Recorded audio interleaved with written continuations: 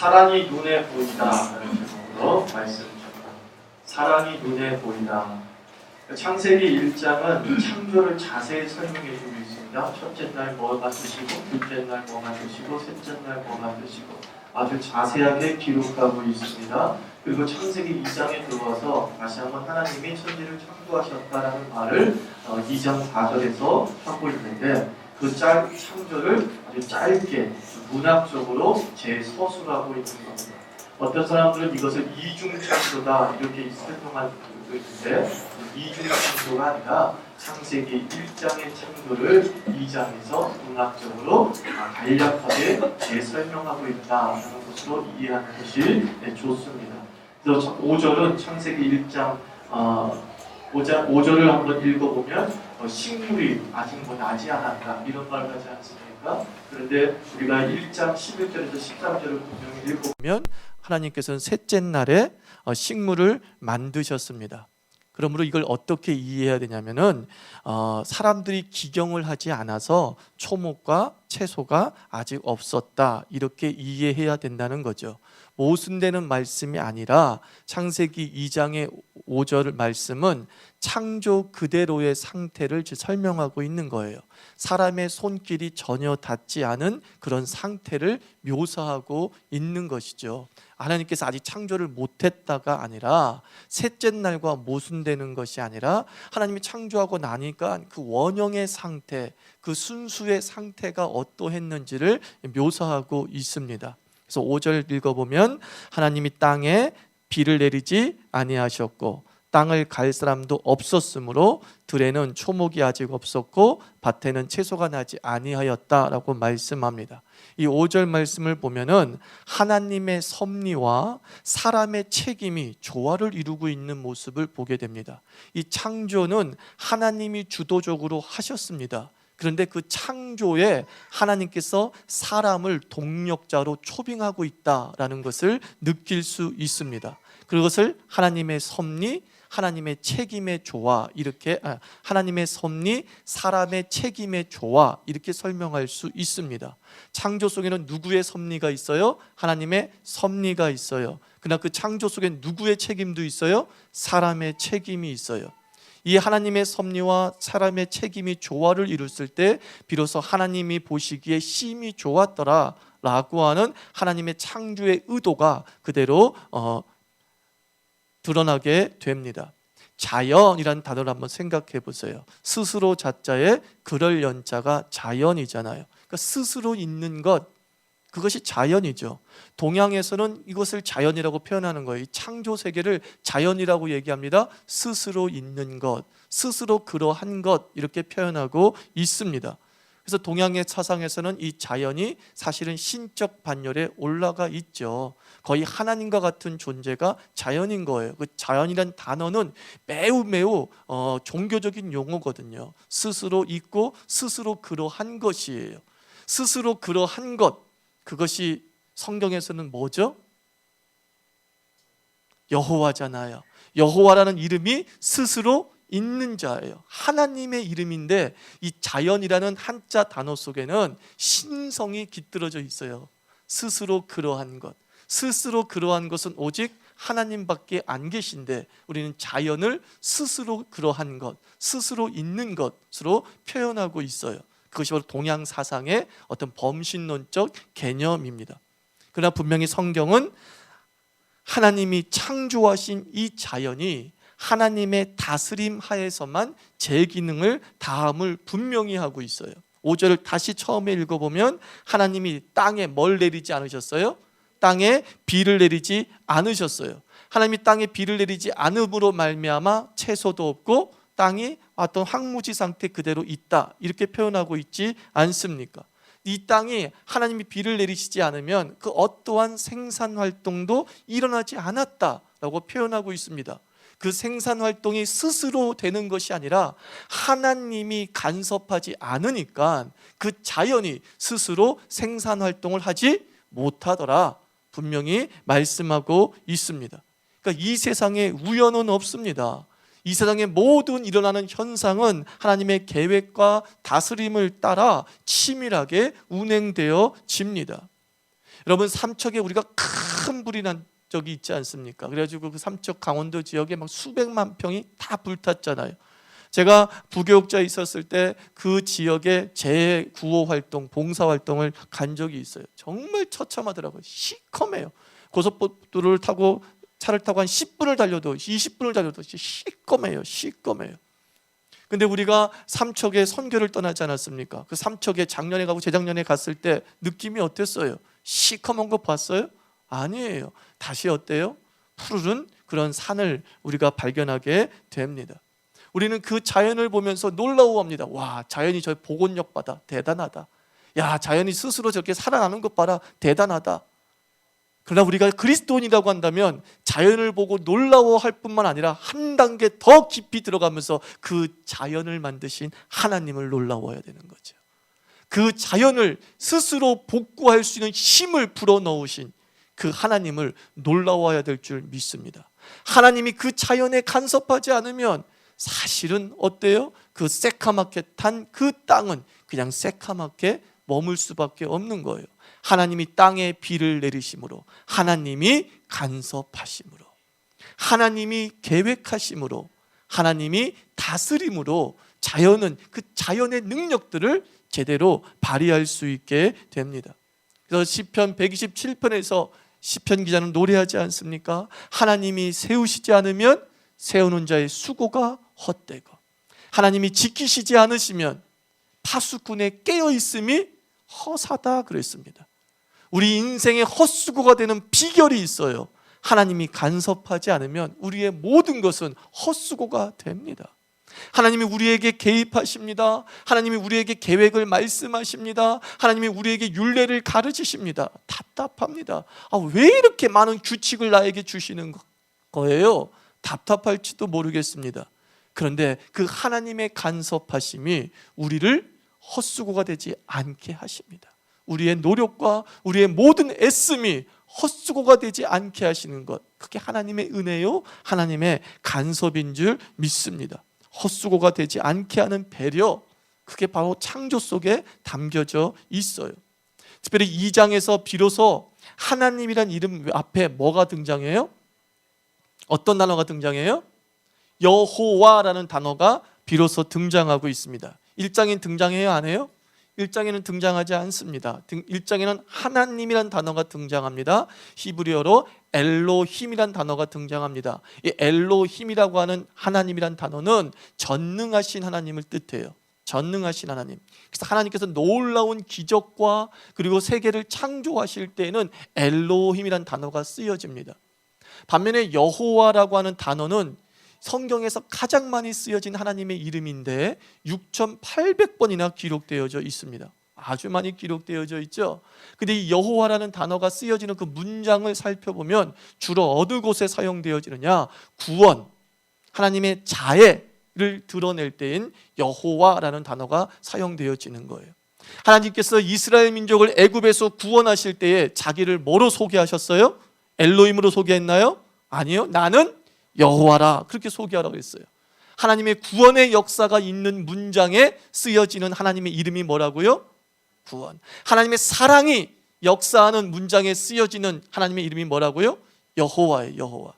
근데 이제 우리가 참고사항으로 살펴볼 건 어느 교회 가니까 여호와라고 하지 않고 뭐라 그래요? 야훼라고 해요. 물어줘요. 여호와가 뭐예요? 맞는 거예요? 야훼가 맞는 거예요? 또 어떤 사람은 얘기합니다. 야훼라고 하는 거 보니까 이단이다, 그렇게 말하는 분들도 있죠. 왜 여호와라고 부르고 야훼라고 부르느냐? 하나님 여호와를 뜻하는 단어 자음 4개가 있어요. 거룩한 4글자라고 해요. 유대인들은 이 거룩한 4글자를 나올 때는 절대로 여호와라고 답하면 안 돼요. 거기다가 아도나이, 주라고 하는 모음을 붙여놨어요. 그래서 사람들이 그 거룩한 4 자음이 나오면 밑에 있는 모음으로 읽는 거예요. 그게 뭐예요? 아도나이로 읽어야 되는 거예요. 근데 아도나이라는 모음을 후대 사람들이 모르고, 즉 유대인이 아니라 우리 일반 기독교인 크리스찬들이, 서구 크리스찬들이 모르고, 그 독법을 모르고 아도나이 문자를, 모음을 거룩한 4글자의 자음에 붙여버린 거야. 아도나이란 모음을. 그러니까 거룩한 네 글자가 발음이 어떻게 돼버린 거예요? 여호와로 발음이 되어버린 것이죠. 근데 19세기, 20세기에 들어와서 이 고문서를 연구하는 신학자들에 의해서 이 발음, 이 네 글자의 정확한 발음이 뭐냐라고 추적했을 때 야훼일 가능성이 매우 높다라고 나온 거예요. 야훼일 가능성이. 여호와는 아닌 거죠. 야훼. 그래서 이제 그 정확한 발음을 하기 위해서 야훼라고 하는 교회도 있어요. 근데 우리는 습관이 돼서 어차피 그 하나님의 이름은 전통적으로 부르게 되어 있어요? 안 부르게 되어 있어요? 부르지 못하게 되어 있어요. 발음하지 못하게 되어 있어요. 전통 속에는. 그러니까 여호와로 부르는 것이 사실은 그 전통에 더 맞는, 우리가 실수한 거지만 도리어 합력해서 선을 이루시는 하나님 덕분에 여호와 이름을 망령되이 일컬지 않게 하는 그 전통을 우리가 지켜낼 수 있었어요.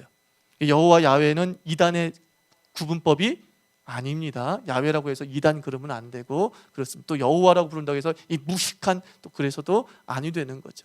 비로소 이 여호와라는 구원과 사랑에 관련된 그 하나님의 이름이 창세기 2장에 비로소 기록이 되어져 있습니다.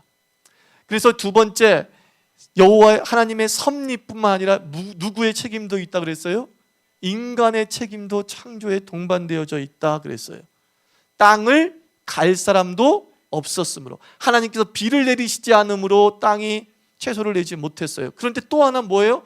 땅을 갈 사람이 없었기 때문에 또한 땅이 채소를 내지 못했다라고 말하고 있습니다. 하나님께서 사람을 뭐예요? 창조의 동력자로 부르시는 거예요. 하나님 스스로가 창조를 완성하실 수 있으신 분임에도 불구하고 하나님은 자기가 만든 사람에게 그 창조의 방점을 찍게 하신 거예요. 하나님이 다 했어. 그 다음에 또 뭐라 그래요? 이 0.00001% 너 하래. 근데 그 0.00001% 때문에 자기가 다 한 것처럼 보이는 거죠. 참 하나님 참 감사하지 않습니까? 하나님이 우리에게 생색내게 하시는 거예요. 당신이 비를 내리시어서 다 자라나게 하셔도 되는데 네가 좀 땅을 좀 갈아봐. 그럼 내가 반드시 뭐예요? 열매를 맺게 할게 라는 것입니다. 여러분, 은혜와 책임이 이렇게 역사하는 겁니다. 여러분 삶 속에서 하나님의 은혜는 이미 99.99% 존재해요. 근데 하나님이 딱 한 가지 우리에게 부탁하는 것이 있습니다.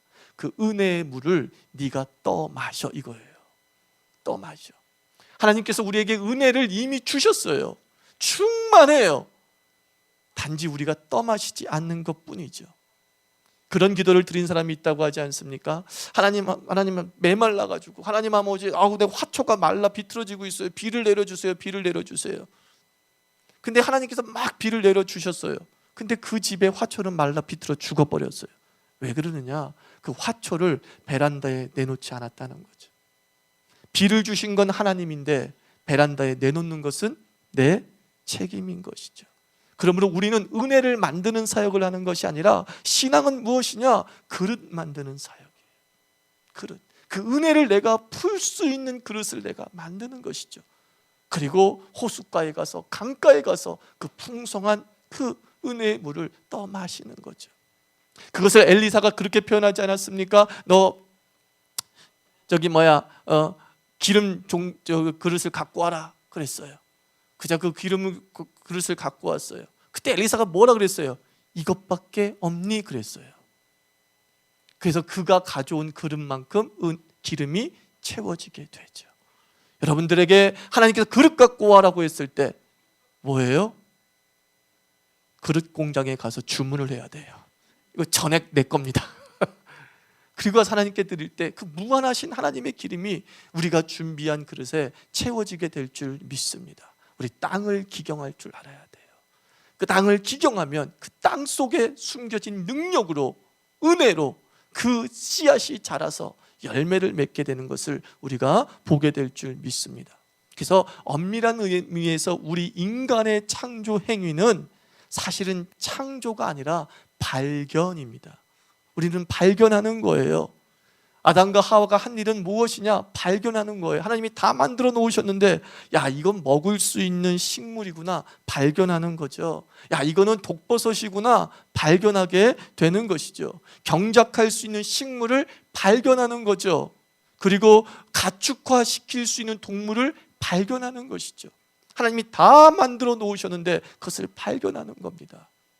여러분, 사업을 할 때도 마찬가지예요. 이 아이템을 하나님이 다 우리 삶 속에 이미 심어 놓으셨어요. 새로운 사업이란 없어요. 미처 남이 보지 못하는 것을 보는 거죠. 보는 거죠. 그래서 엄밀한 의미에서 발견의 필수 조건은 무엇입니까? 관점. 보는 능력이 있어야 돼요. 보는 능력. 그것을 영어로 뭐라 그래요? 인사이트라고 하죠. 인사이트. 보긴 보는데 그 속을 보는 능력이 있어야 되는 거죠. 그것을 발견이라고 할 수 있고, 관점이라고 할 수 있고, 인사이트, 통찰력이라고 할 수 있고, 중요한 것은 우리가 주님과 연결된 삶을 살면 엘리사가 체험했던 눈이 열리는 역사를 체험하게 될 줄 믿습니다. 게하시는 눈이 보이지 않아요. 눈이 열리지 않아요. 보이지 않으니까 두려움에 떨어요. 그러나 엘리사는 보였어요. 하나님의 군대가 보였어요. 엘리사가 그 하나님의 군대를 창조했습니까? 아니에요. 하나님이 창조하시고 준비해 놓으신 거예요. 단지 엘리사가 한 일은 무엇입니까? 본 것뿐이에요. 발견한 것뿐이에요. 발견하자 힘이 납니다. 발견하게 되자 아무것도 두려워하지 않는 용기 백배한 그리스도인이 됩니다. 저는 우리 그리스도인 한 사람 한 사람이, 우리 자유교회 한 사람 한 사람이 어디를 가든지 하나님이 준비하신 은혜를 보기를 축원합니다. 발견하십시오. 새벽마다 기도하세요. 하나님, 발견하게 해주세요. 책을 읽을 때마다 기도하세요. 발견하게 해주세요. 계획을 세울 때마다 기도하세요. 발견하게 해주세요. 발견하게 해주세요. 그것이 우리 인간의 책임인 거예요. 그것이 인간의 책임. 하나님의 창조와 다스림에 동참하면서 동역하게 된 우리 인간, 대체 어떤 존재에게 하나님은 우리를 이 창조에 동참하게 하시고 방점을 찍게 만드셨는가? 7절은 이렇게 말씀합니다. 여호와 하나님이 땅의 흙으로 사람을 지으시고 생기를 그 코에 불어넣으시니 사람이 뭐가 됐어요? 생명이 되었다라고 말씀하고 있습니다. 자, 사람을 어떻게 해요? 지으셨다 그랬어요. 창세기 1장에서는 하나님이 사람을 만드셨다는 단어를 사용했는데 창세기 2장에서는 여호와 하나님이 사람을 지으셨다 그랬어요. 단어가 달라요.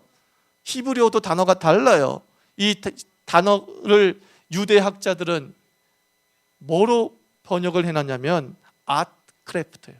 아트크래프트. 뭐예요? 예술품, 공예품으로 번역을 했어요.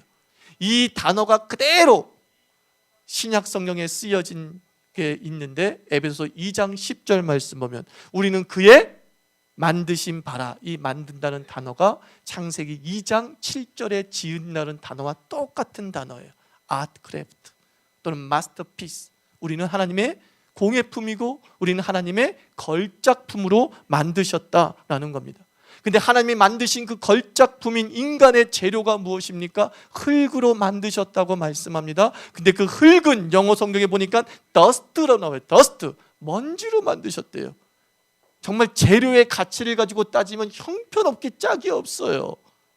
근데 그 먼지가 하나님이 만드시니까 무엇이 됐어요? 사람이 돼요.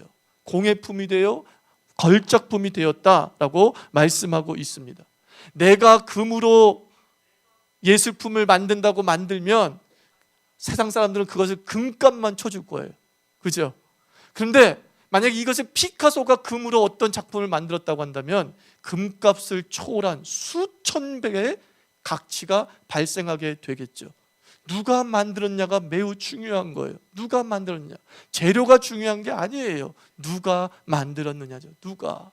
하나님이 만드셨기 때문에 우리는 더스트, 형편없는 존재이지만 가치 있는 존재예요.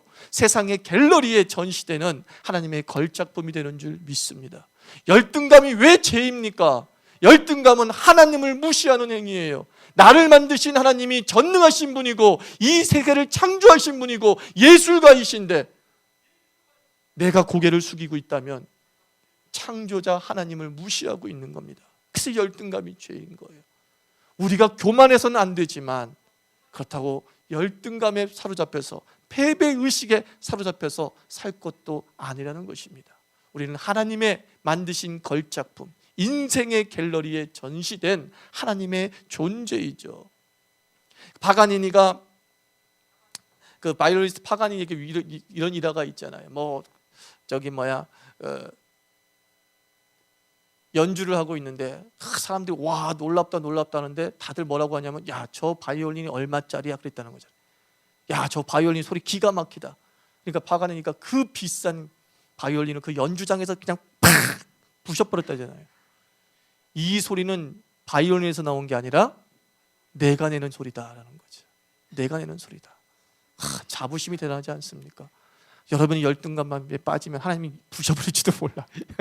이것들이 내가 만든 건데 나를 뭘로 보는 거야? 이럴 수도 있겠죠. 우리 하나님께서 나를 만드셨다. 나를 어떻게 만드셨다고요? 예술품으로 만드셨어요. 좌우 사람을 보세요. 놀랍도다 하세요. 그리고 또 한마디 하세요. 비싸요. 그쵸, 우린 비싼 존재예요. 우리가 얼마나 대단한 존재예요. 예술품으로 만들었는데 값어치를 따질 수 없는 존재임을 우리가 기억해야 됩니다. 그런데 왜 하나님께서 우리를 이렇게 고귀하게 만드셨을까 묵상을 했어요. 답이 잘 안 나오더라고요. 이번 주 중에 제가 한 일이 뭐였냐면 서점에 가서 우리나라 고전, 우리나라 현대 문학에서 아주 유명하다는 책들만 사서 읽었어요. 근데 제가 미처 몰랐던 유명한 작가분이 계시더라고요. 너무 유명했는데 나만 몰랐던 거야. 여러분 혹시 최인훈 씨 아십니까? 와, 모르시는구나. 이거 알아야, 이분 아셔야 돼요. 이분이 1965년도에 썼던 광장이라는 책을 제가 사가지고 읽었는데 와, 한 절 한 절이 명문장이야. 난 정말 여러분 사서 읽기를 권합니다. 광장. 거기에 하나님은 정말 다 준비하셨어요. 제 설교를 위해. 발견한 것뿐이에요. 이 역사를 제가 체험했어요. 딱 읽고 있는데 창세기 오늘 2장 말씀에 딱 걸리는 거야. 어떤 부분이 걸렸냐?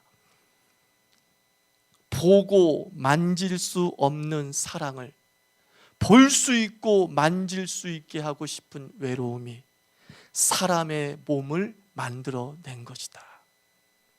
난 눈물 뚝 한 방울 흘렸어요. 사람이 어떻게 만들어졌냐면 사랑 때문에 만들어진 거래요. 그 사랑을 보고 싶고 만지고 싶고 느껴지고 싶게 해서 이 몸이 만들어졌다. 근데 하나님의 마음이 딱 느껴지더라고요. 하나님은 사람을 먼저 만드신 다음에 사랑해야지 라는 것이 아니라 사랑이 먼저 존재했기 때문에 사람이 창조된 거예요. 사랑이 먼저였던 거예요. 사람을 보는 것, 하나님의 사랑을 보는 것이죠. 사람을 만지면 그것은 곧 하나님의 사랑을 만지는 것이죠. 그래서 사랑은 실체가 없지만 실체처럼 보고 만지고 느낄 수 있습니다. 우리가 보통 그러잖아요. 야, 너 저 자매 사랑하는 것 맞다. 내가 보니까 너 저 자매 사랑하는 것 맞아. 자기가 봤대, 사랑을. 그리고 사랑하는 것 맞대.